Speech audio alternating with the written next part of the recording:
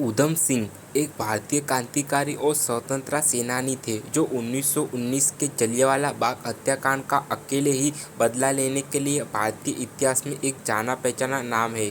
मार्च 1940 में सिंह ने पंजाब के तत्कालीन लेफ्टिनेंट गवर्नर सर माइकल को डायरा की हत्या कर दी, जिन्होंने रक्तपात की अनुमति दी थी। उधम सिंह को भारत सरकार द्वारा शहीद-ए-आजम की उपाधि में सम्मानित किया गया था। सिंह अपने पिता और भाई के साथ अमृतसर चले गए, लेकिन मां की मृत्यु के 6 साल बाद 1907 में उनके पिता का भी निधन हो गया। अनाथ बच्चों को तब अमृतसर के पुतलीधर के सेंट्रल खालसा अनाथालय में रखा जाता था। अनाथालय में बच्चों को सिख दीक्षा संस्कार दिया जाता था, जहां उन्हें नई पहचान दी गई। शेर सिंह उधम सिंह बने और उनके भाई मुक्ता सिंह साधु बने।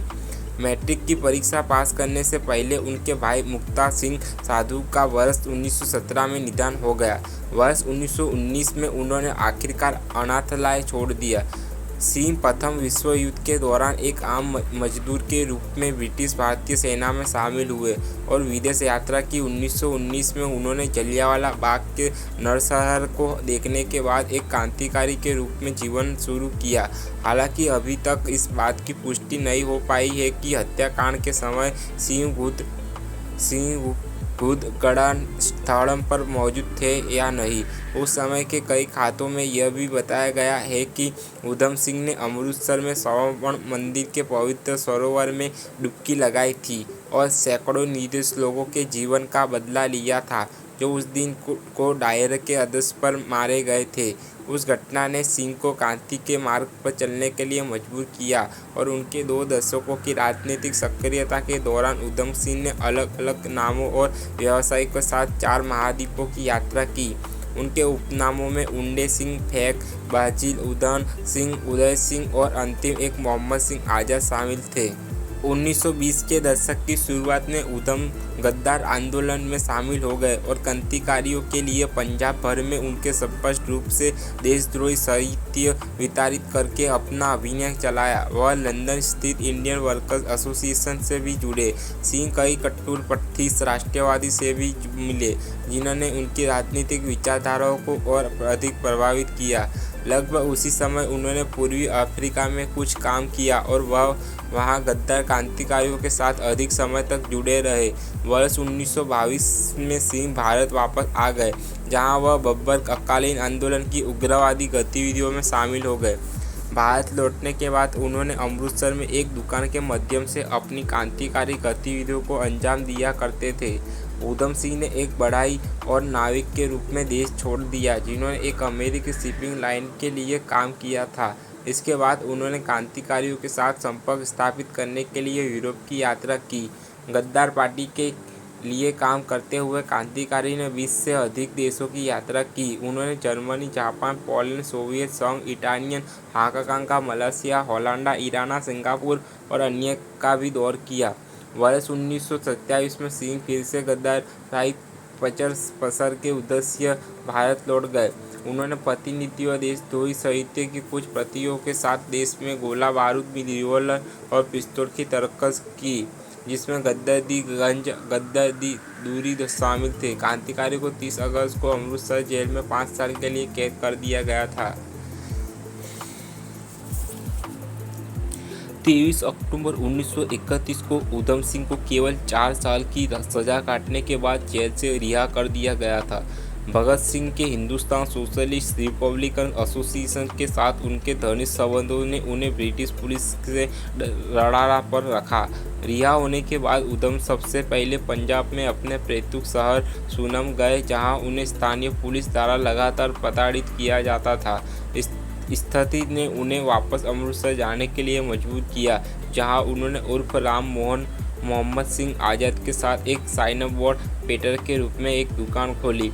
उधम सिंह ने फिर से अपनी दुकान के कुछ वर्षों के लिए पंजाब में अपनी क्रांतिकारी गतिविधियों को अंजाम दिया, लेकिन इस बार उन्होंने एक साथ लंदन जाने और ओडायरा को मारने की योजना बनाई। क्रांतिकारी होने के कारण वह लगातार पुलिस की निगरानी में रहा करते थे। हालांकि वर्ष 1933 में कश्मीर के रास्ते जर्मनी भागने में सफल रहे, एक यात्रा जो सिंह ने सुनामी से की थी।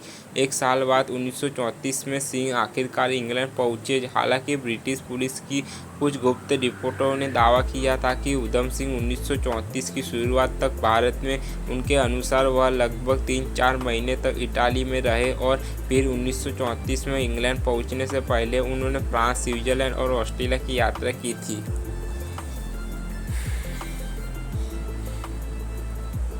इंग्लैंड में अपने रहने के दौरान उधम को उनके अंतिम नाम रेग्युलर मोहम्मद सिंह आज़ाद के नाम से जाना जाने लगा।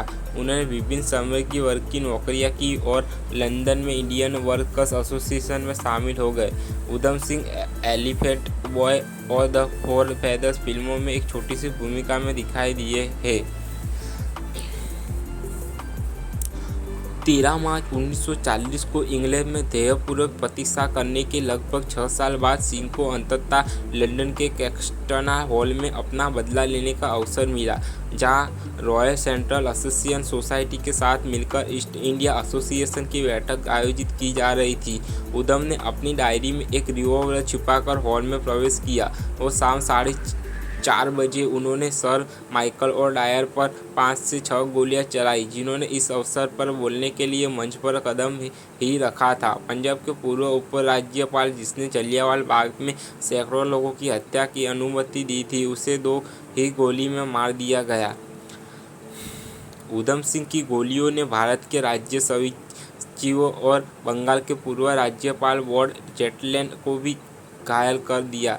लॉर्ड लेमिंगटन बॉम्बे के पूर्व गवर्नर और सर लुईस रेन पंजाब के पूर्व लेफ्टिनेंट गवर्नर, जो सभी वहां मौजूद थे, उन्होंने भागने का कोई प्रयास नहीं किया और पुलिस द्वारा उन्हें गिरफ्तार कर लिया गया। घटना के बाद सिंह को कैक्स्टन हॉल में सीधे लंदन के ब्रिक्स्टन जेल में भेज दिया गया था। 1 अप्रैल 1940 को उधम सिंह पर औपचारिक रूप से सर माइकल ओडायर की हत्या का आरोप लगाया गया था और उन्हें ब्रिक्स्टन जेल में रखा गया था। अपने मुकदमे की परीक्षा करते हुए भारतीय क्रांतिकारी ने 45 दिनों की लंबी भूख हड़ताल का विद्रोह करना जारी कर दिया था। भूख हड़ताल ने सिंह को शारीरिक रूप से काफ़ी कमजोर बना दिया था। 4 जून को उन्हें सेंट्रल क्रिमिनल कोर्ट ओल्ड बेली में उनके 2 दिवसीय मुकदमे के लिए ले गया। वहाँ जस्टिस एटकिंसन थे, जिन्होंने उधम सिंह को मौत की सज़ा सुनाई थी। अपने मुकदमे के दौरान सिंह ने दोषी नहीं होने का अनुरोध किया और वह पूरी जूरी पर हंसते थे। प्रेस ने उनके नाम और पहचान को भी भ्रमित कर दिया, क्योंकि उन्होंने खुद को मोहम्मद सिंह आज़ाद के रूप में संदर्भित किया था। कुछ रिपोर्ट के अनुसार सिंह ने एक पवित्र पुस्तक का उपयोग करने के बजाय वरिष्ठ सहारा पंजाबी क्लासिक प्रेम कहानी हीर रांझा की प्रतिलिपि पर शपथ ली। उनके कार्यों ने वी.के. कृष्णा मेनन के नेतृत्व में उनकी रक्षा टीम को प्रेरित किया, जिन्होंने 1957 से 1962 तक स्वतंत्र भारत के 5वें रक्षा मंत्री में रूप में कार्य किया, ये दलील देने के लिए कि वह पागल थे। हालांकि सिंह अपनी टीम से सहमत नहीं थे और उन्होंने कहा कि वह इस तरह की याचिका अदालत में ना डालें। 15 जुलाई 1940 को सिंह और अदालत में एक और अपील दायर की गई, जिसे खारिज कर दिया गया था। एक पखवाड़े के बाद 31 जुलाई 1940 को उधम सिंह को लंदन के पेटनविला जेल में फांसी पर लटका दिया गया और उन्हें जेल कब्रिस्तान में दफनाया गया था। कुछ रिपोर्टरों ने दावा किया कि सिंह ने फांसी पर लटकते समय भी किसी भी पवित्र पुस्तक पर हाथ नहीं रखा। ओडायर की हत्या के लिए सिंह का स्पष्टीकरण और मुकदमे के दौरान दिए गए उनके विवादास्पद अदालती बयान उनकी मृत्यु के वर्ष बाद लोकप्रिय हुआ। जब दस्तावेज फिर के सामने आया, अपने अंतिम भाषण में उधम सिंह ने कहा,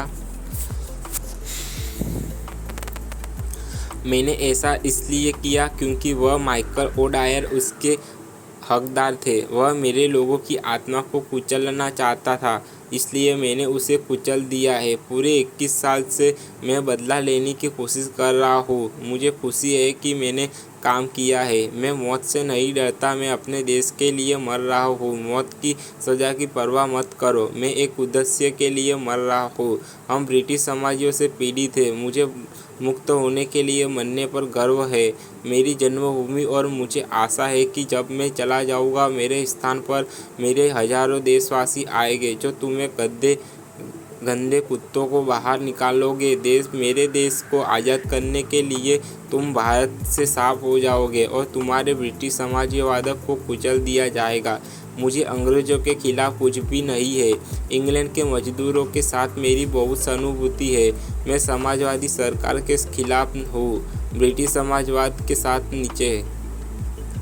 अदालत में पेशी के दौरान सिंह ने 3 बार इंकलाब जिंदाबाद के नारे भी लगाए और नारे लगाते हुए अदालत में जज, जूरी और प्रेस को देखा। जुलाई 1974 में लंदन में दफनाए जाने के लगभग 35 साल बाद उधम सिंह के अवशेष को पंजाब के तत्कालीन मुख्यमंत्री ज्ञानी जैल सिंह द्वारा की गई एक याचिका के बाद भारत में वापस लाया गया था।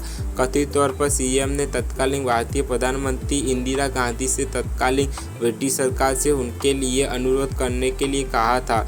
उनका अवशेष भारत पहुंचने के बाद एक शहीद के रूप में स्वागत किया गया और उनके पार्थिव शरीर को पंजाब में उनके पैतृक गांव सुनम में ले गया गया, जहां उनका औपचारिक अंतिम संस्कार किया गया। कथित तौर पर सिंह का अंतिम संस्कार 2 अगस्त 1974 को एक ब्राह्मण पंडित द्वारा किया गया था। उनकी राख को अलग अलग कलशों में बांट दिया गया। एक कलश को 3 धर्मों हिंदू, मुस्लिम और सिख के पवित्र स्थानों में दफनाया गया। एक और कलश से राख गंगा नदी में विसर्जित की गई थी, जबकि एक कलश स्वतंत्रता सेनानी को श्रद्धांजलि के रूप में जलियांवाला बाग अमृतसर में रखा गया है। उस समय भारतीय कांग्रेस के नेताओं ने ओडायर की गोली मारकर हत्या का बदला लेने के सिंह के कृत्य की कड़ी निंदा की। प्रेस को दिए गए एक बयान में महात्मा गांधी ने कहा, आक्रोश ने मुझे गहरा दर्द दिया है। मैं इसे पागलपन का कार्य मानता हूँ। मुझे आशा है कि इसे राजनीतिक निर्णय को प्रभावित करने की अनुमति नहीं दी जाएगी।